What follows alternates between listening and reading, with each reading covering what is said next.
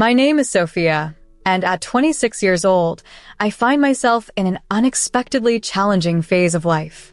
I work for an engineer company in Bath, a role that taps into my creative spirit. From an outsider's perspective, my life appears effortlessly content. However, beneath that facade lies a tangled web of family dynamics. A year ago, life took a sharp turn when the company my father worked for went bankrupt, sending shockwaves through our financial stability. This upheaval forced me to leave my independent life in the city and move back to my childhood home to help support my family financially. Now, I live there with my parents and my younger sister, Ellie. Our family's reliance on my income has become a daily challenge. Just the other day, as we discussed dinner plans, my mother suggested pork steaks, to which I had to remind her of our strained budget. We're already out of money for food this month, and it's not even halfway through, I pointed out, frustrated. Ellie then chimed in, accusing me of not contributing enough. Despite my substantial contribution of $6,000 a month, she argued it was insufficient due to rising living costs. Her words sparked anger in me, especially since she isn't working and contributes nothing financially. If you think it's not enough, maybe you should try earning some money yourself, I retorted sharply. My mother quickly defended Ellie, suggesting it was hard for her to find a job, which only added to my frustration.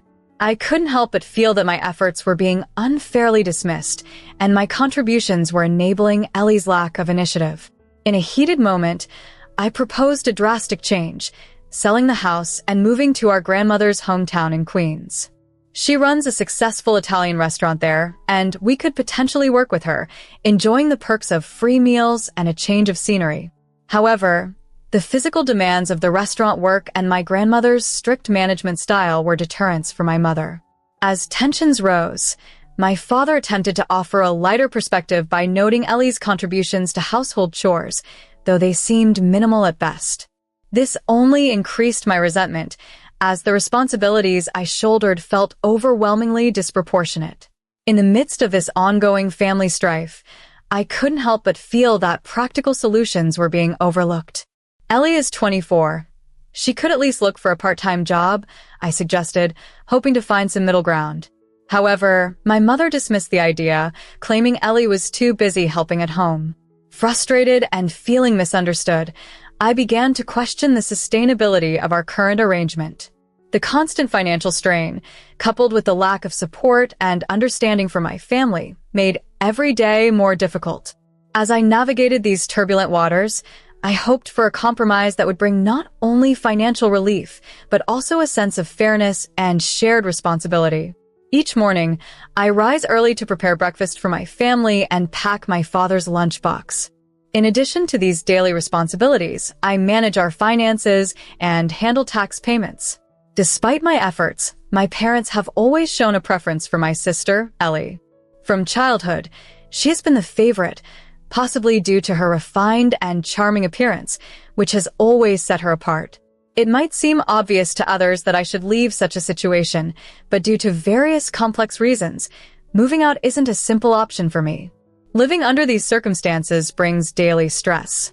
Time seemed to pass unnoticed until one day, I realized Ellie hadn't just gone out for the day. She was missing from the house entirely.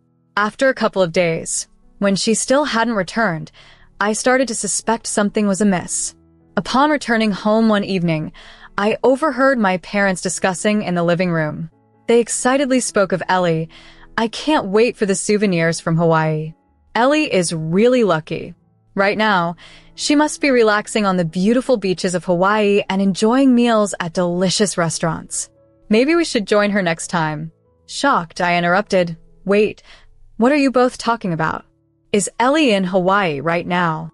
They looked at me, puzzled, and confirmed, yes, that's right. Struggling to keep up with this revelation, I questioned how she could afford such a trip, considering she had no money of her own. I had even been scrimping on personal indulgences to save money. They explained, actually, she won it in a sweepstakes. Ellie has always been lucky with these things. Though surprised, I decided to tentatively accept their explanation. However, the next day at work, I received an alarming call from a credit card company I seldom use, informing me of high charges totaling $2,700 over the past 5 days, a sum I certainly did not spend. My suspicions immediately turned to Ellie. Although she had won the trip, including the hotel and flight, she would need money for other expenses. I confronted Ellie over the phone. "Ellie, what are you doing? Explain yourself." "Oh, I'm surprised you called, sis.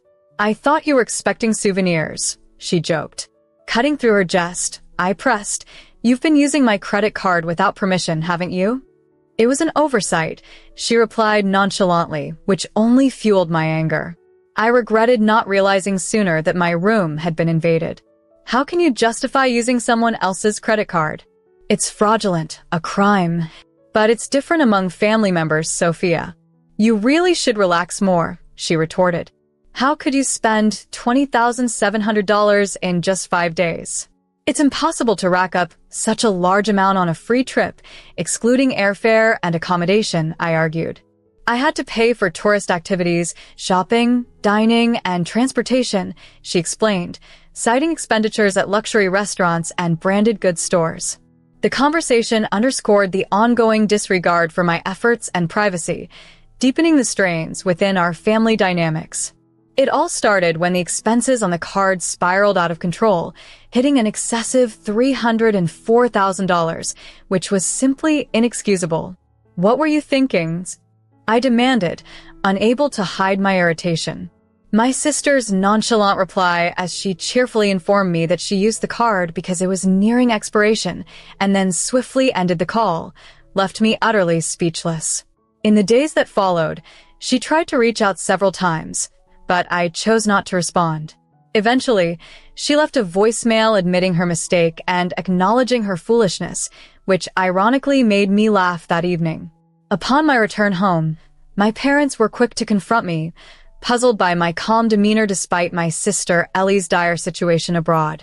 They couldn't understand why I had blocked the card, prompting a heated explanation from me about the unrecognized transactions that led me to take immediate action. My avoidance of the situation only made Ellie turn to our parents for help. They were dismayed by my apparent indifference and accused me of being cold-hearted. "Just because we're family doesn't mean it's okay to misuse my card to rack up $20,700, I argued. They retorted that she had planned to buy us souvenirs with it, questioning my lack of consideration.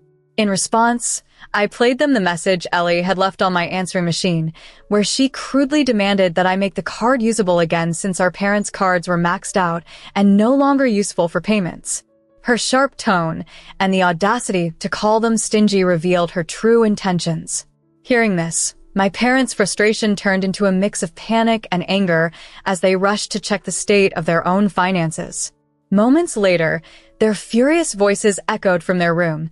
They were livid at the realization that Ellie had taken liberties with their bank book and cards without permission.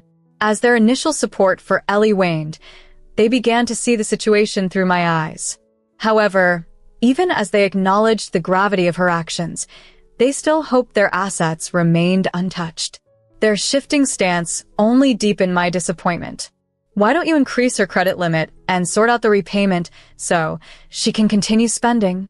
I challenged them sarcastically, highlighting the irony of their earlier defense of Ellie. They reluctantly admitted they had no savings left, which put Ellie in an even more precarious situation abroad. As the reality of our financial predicament settled in, my father turned to me, his voice filled with desperation. "Sophia, we will start." But I knew that fixing this mess wouldn't be simple or quick. In a recent heartfelt vow, we committed to continually supporting our family together, imploring everyone's assistance for our united effort. Amidst the conversation, a surprising revelation unfolded. Influenced by my father's gestures, my mother, too, adopted a posture of humility before me. My initial reaction was tinged with sarcasm, questioning the timing of their apologies. Despite this, my mother earnestly pleaded for a chance to alter her approach, vowing to better support everyone moving forward, promising no harm to anyone involved. As this scene unfolded, I couldn't help but laugh softly, reflecting deeply on an appropriate response. Later, seizing a moment alone, I retrieved a credit card I had discreetly discovered, which was still valid and unused. Suggesting a family trip, I encouraged them to gift the card to my sister, Ellie, for a holiday getaway. Delighted by the idea, my parents quickly reached out to her and began planning the trip, while I took care of booking their flights to Hawaii online. Watching them prepare was a joyful sight. After the trip, upon their return, Ellie warmly thanked me for the Hawaiian vacation. Although she arrived empty-handed, expecting no gifts, the joy they expressed was enough. Yet, it seemed their gratitude had faded just as quickly as it had appeared. 4 days post their return, I was brimming with anticipation, ready to set in motion a plan I had meticulously crafted. In a calm yet profound tone, I hinted at a significant change, revealing my impulsive decision to sell our house. As I disclosed this, my parents and sister stood in shock, noticing the for sale sign at our home's entrance. I explained further that a university friend, now a buyer's agent, had shown interest in our property for some time. Initially, I had resisted selling, considering the cost-effectiveness of maintaining our ancestral home.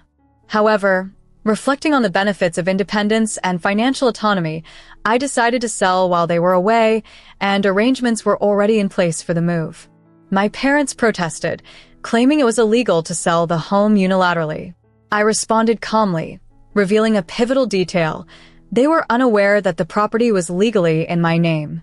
I reminded my father of the time he approached me for help with the property taxes, which led to the transfer of ownership under the condition that I would handle the financial responsibilities. Thus, with a blend of nostalgia and resolve, I stood ready to embrace a new chapter of life, one marked by freedom and self-determination, even as the legacy of our family home lingered in the balance. I kept writing the narrative without abandoning my residence, which was under my ownership. The aim was to find a way to evict you and sell the property. It was challenging to find the right moment as you were constantly around. However, an opportunity arose when I managed to send you to Hawaii according to the plan. With everyone away, I was able to sell the property smoothly.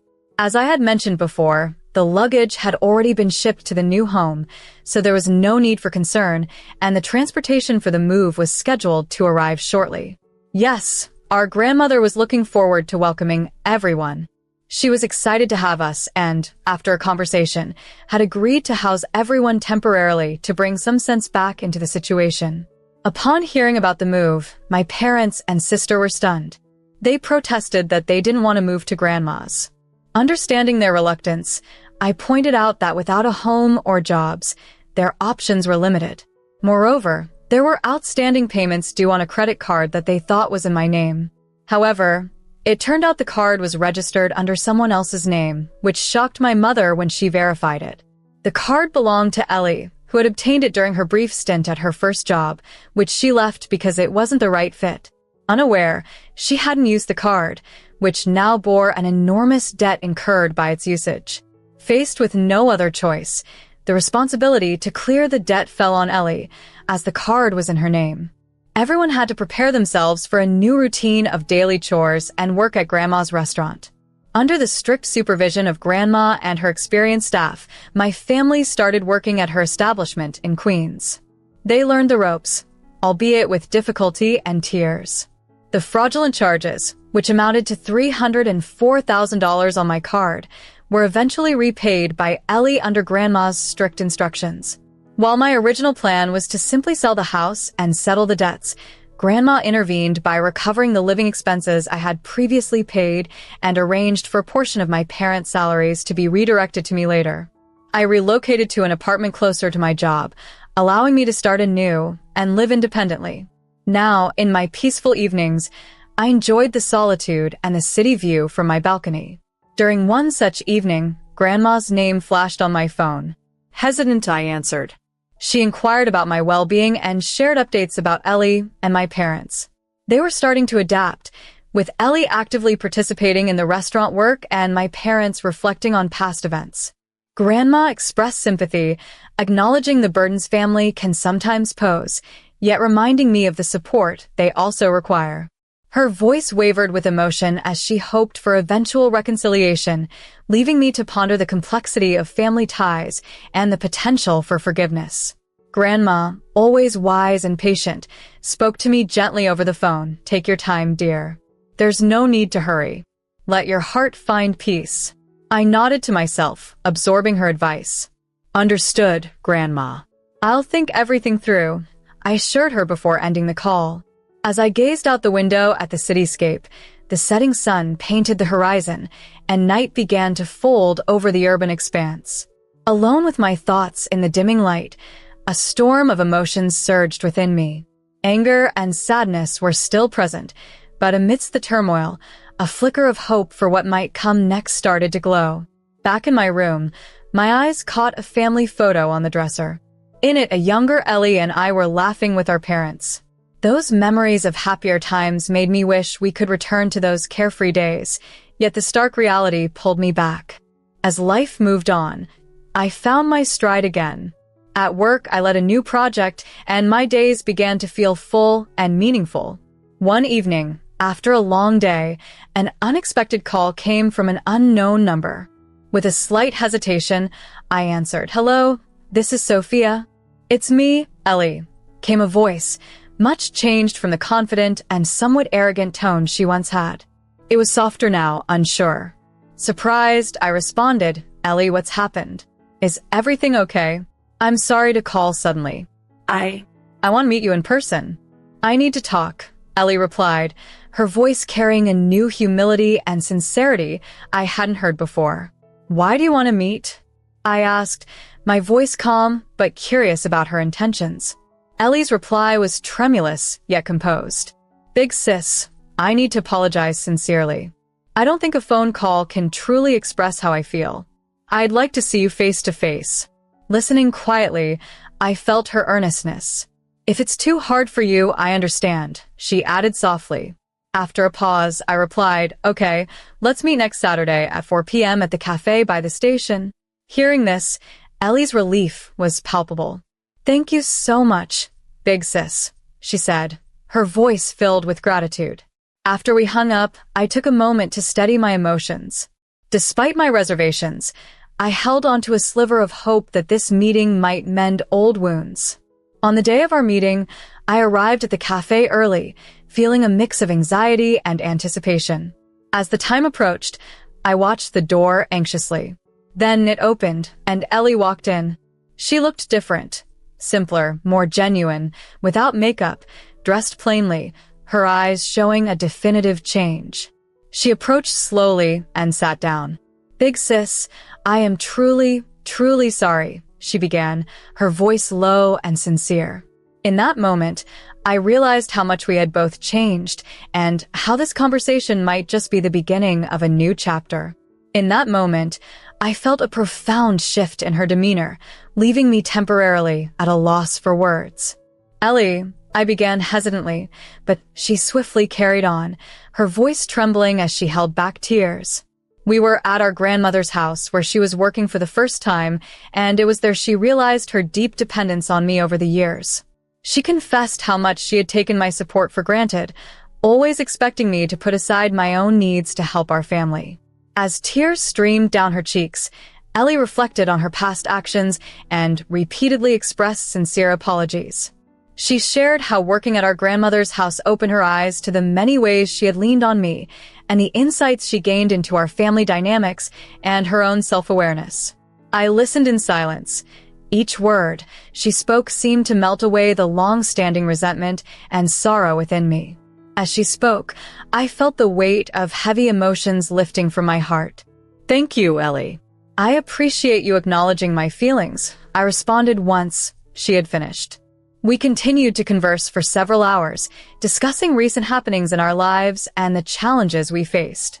This conversation marked a significant step toward mending our relationship. As we were about to part ways, Ellie handed me an envelope with gratitude, containing money she had earned while working at our grandmother's place. "This is just a start, but I'll do everything I can," she promised. Accepting the envelope, I sensed her personal growth and felt a warmth in my heart.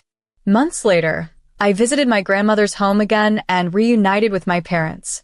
They too offered sincere apologies, and I could see they had grown much like Ellie had. That evening, we shared a meal together as a family for the first time in ages, and I truly felt the warmth of our bond rekindling. Although I wasn't ready to forgive everything just yet, witnessing my family's efforts to make amends step by step filled me with hope for our future. Before I left, my grandmother shared some wise words with me. "Sophia, you have certainly grown strong. But remember, as vital as that strength is, maintaining your kindness is what matters most," she advised. Embraced by my grandmother, I couldn't hold back my tears, sensing this might be the start of a renewed relationship with my family. I left feeling the burden on my heart lighten, hopeful for what the future holds.